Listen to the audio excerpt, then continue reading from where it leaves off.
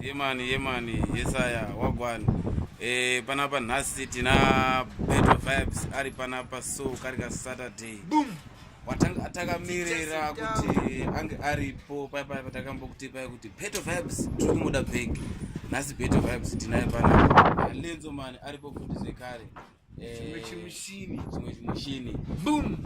manager wao vafamba na manager wao nhasi havana kuya vari vega vauya na manager wao saka nhasi takachaya zvinge zvakatoendwa nofunga kumana munogona kugreta zvini mafans tichazotaura tsavangano pese pese tichitombopanana mazano zviri kuitika pano tisova chinjisa staira kutodhibha kwatanirawo ravajaira vokanganwa kuno kumafaro hakudiwe hunhu hwakadaro nofunga muri kuzvinzwira so boys nhasi ndakudanai panapa ndine nyaya ndinayo Better Vibes sezvo ndiwatanga takamirira pane nyaya takambotaura panapa last Friday tikazoti tiri kuda Saturday yacho hauna kuzowanikwa but nhasi uri panapa tinda kudanai vakomana namanager wenyu ndati ange aripo achizvinzwira because pane nyaya iri kunetsa yesong imimi yamakandoimba kwanhumbu yemanafu but song iyo iri kunzi yakabuda sedhisi zvichinzi pana DJ wamaidhisa saka lanso-Man ane kutaura kwaakaita panapa saka nhasi toda tinokomana kuti udze kuti zvakafamba sei chii chakaitika dhisi iri idhisi here kana kuti isong zvakafamba sei kuti muzonyora song uye song izosvika futi kuna DJ wamaidhisa imimi ungatiudza vere nhasi mukoma Better Vibes mukoma wangu kuti ndikutaurire kuti song iyi vanhu vanongotora sedhisi zvinhu zvavagara vakaronga kudhara but haisi nawe kuti isusu takavadhisa ndakanati sei ritori ngoma rakazvimirira pachezvaro ndindi kutaura panapa Better Vibes ritori ngoma rina kana ikampinyi mukati kana dhisi kana kuti sei but ndakazoshamisika 1 week ago patonzi pareply dhisi redu but dhisi redu manje ndakatsvaka nobva ndareshaiwo manje kuti ko isusu harito takadhisa vanhu pacho nepapi because apa paripo pari kunzi pakapindira dhisi paripo parinzi pakapindira dhisi chinoitika ndechekuti pakanzi mukoma wangu zvinhu zvingoti vanhu vakangozongotora sichasi remunhu situation yaanayo vatonzi ngiratinze kuna lenzo ari panapa ane kutaura kwaari kuita uri kutiko kudiko lenzo because wanga uchireva chii manze yenyu yanyanyisa asi zvekudhipisa kana kuti kuenda izoriwo handingazoriwo vanhu vakaza pavanhu vese vakareply pane mhanzi iri kuendera nemhanzi yandingachakura here papo pazvakangonzi akasiya mangoma hanzi uyu akasiya mangoma hapana kutaurwa zita nozati mukuimba umu tinosangana nemaartist akawandisa waiziya akasiyana otherwise kutori nevamwe vanhu vatiri kutotaura nezvavo vanhu audzi ngoma idzodzo yemaiziya saka tichisimbisa ngoma bozi rakusori kana muchiti akakudhisa ende hapana kana dhisi rakaitawo apa pachina sori kapa because izvezvi kutori nebhiti ririko rakaburwa ikoko kwanzo rutonzi ruda kuti vanhu vapinde rinonzi most wanted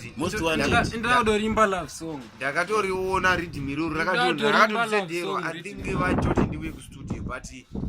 handina tasiri kuuya kustudio bozi ndakutoda kutoti ivo vachitanga kundibhadhara inini kupinda ridhimu ravo bozi ridhimu ravo rine zita song yenyu yacho yamakadhisa nayo yacho yakabuda here kana kuti yabuda zvaizvo dzatabuda but iri padhuze ndizvobuda iri padhuze yobuda takatombotaura naproducer wacho achitoti tiri muprocess nayo saka soon guys musawara sorry bwese ndakuratidza unyanzvi pamaiki saka anofunga mavhinzwira kuti vakomana ava vari kutenda mhosva yavo vari kuti sorry boys kana imimi muchiti mhosva yekuti kwaiureva kuti sorry kuti vahati vakariplahatikuti sorry kureply dhisi risikuti sorry zvamukutaura because munhu wamukatuma akange akataura kuti akureply saka tikashauti kureply dhisi racho pane munhu here wamunofungira kuti akatora dhisi renyu ramakaimba akaenda naro kundopa DJ aitofambisa nyaya dzacho ndiye topa msaini yaitotambiswa front but vakazoona kuti ari kutambiswa front akauya kubasa manje asina lunch tikati isusu zvanhasi hatisi zomba chanzi because isusu vanotondisapota isusu mavanzi kuno kumzanzi ndofunga muri kuzvinzwira Peto adzoka aripo nyaya yabuda pafeya kuti boys riri kuti isusu hatina kudhisa munhu but takandoimba zvakafanana handi muri kuzvinzwa saka ndo pane nyaya saka apa pane beat randakanzwa yani rakanzi rakabuda nemasongs akatunzi akabuda achidhisa imimi munoti kudiko nazvo itotoridawo ridhimiyoro but ndicharimba love song inini rhythm ndikurida but ndoda mari kuti inini ndibhadharo mungondipa 2 wire ndide yakawanda ndoda 2 wire kupinda rhythm chete iwo ndobhadhara kwanani inini ndobhadhara nemuridzi westudio ndiachandibhadhara 2 mari ndinobva ndapinda rhythm kwete kubhadhara kudhiso kwamakaita here kuti vakareply dhisi risiriko ndinobva vandipa 2 wire ndobva ndadzoka bheki ndovhura umbe kwete kuti kwaikodhisi nofunga nhasi mazvinzwira vakomana vari panapa vari kutaura vega pano vachitaura nyaya iripo yakaitika chaichai but vakomana vari kuramba kuti song yatakaimba isusu hatina kudhisa imimi hanzi hatina kudhisa imimi pane kwayanga ichienda but makatambira song sekunge yakadhisa imimi hanzi sorry nofunga manager muri kuzvinzwira vakomana venyu nhasi manager muri kushanda seiko nevakomana ava pakuda rimwe ridhimu rakanzi shiri dzabvuta rekeni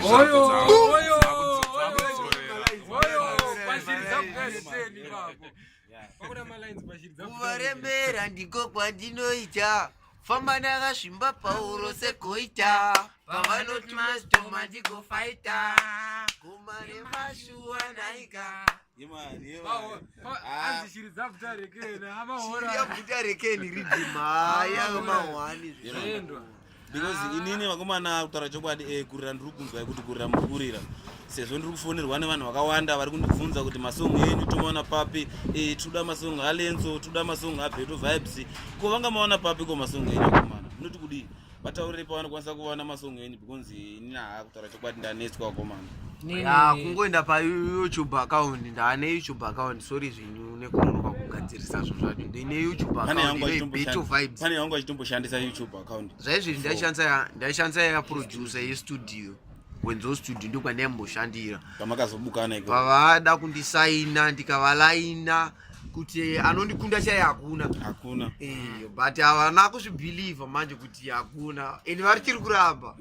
kumalenzo ava tavanza kuti vanti hanzi payoutube ndo pamunoona masongo angu ipapo nekuma whatsapp muchiita muchisenderana kama masongo ichocho kuti zvinhu zvifamba handitika komalenzo vanowana papi ko song dzenyu vakomana vachida kunzwa music dzenyu dzinotapira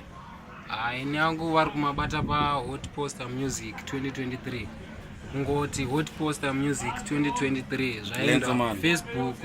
even payoutube Instagram pese paunoda ukangonyora hot poster music 2023 zvaenda unovawana ipapo Beto Vibes na lanso-Man wavashaivawana ipapo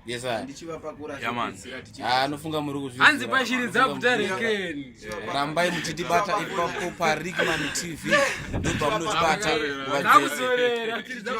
TV inokupai zvakasiyana siyana